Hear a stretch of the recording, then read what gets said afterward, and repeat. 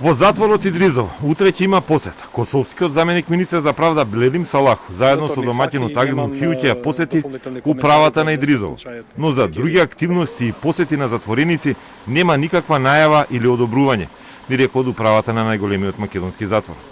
Салаху пак според МИА синоќа во емисија во Косовскиот етер најавил дека ќе ги посети доживотните осуденици терористи од случајот Диво населје.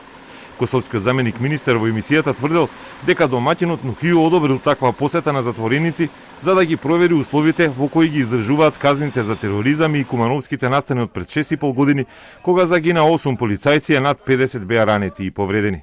Но заменик министерот Нухију во телефонски разговор за Телма демантира дека такво нешто воопшто било договорено. Дури Салаху му се јавил и му тврдел дека не посочил таква изјава во цитираното интервју.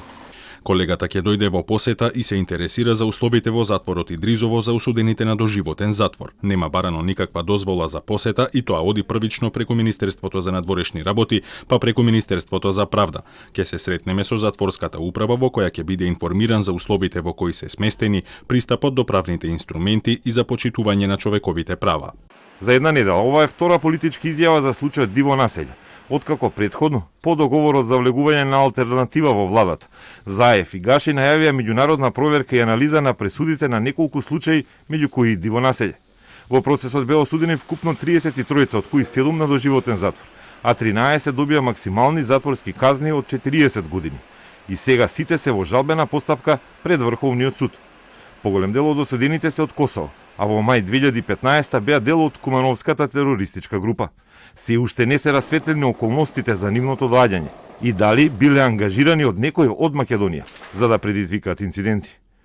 Во пакетот случај од барањето на алтернатива е и монстр, а Нухију ни рече дека утре нема да разговараат со косовскиот колега за апсење и испорачување на двајцата доживотни осуденици за петкратното убиство кај Смилковци, кои се во бегство и со години се во Косово.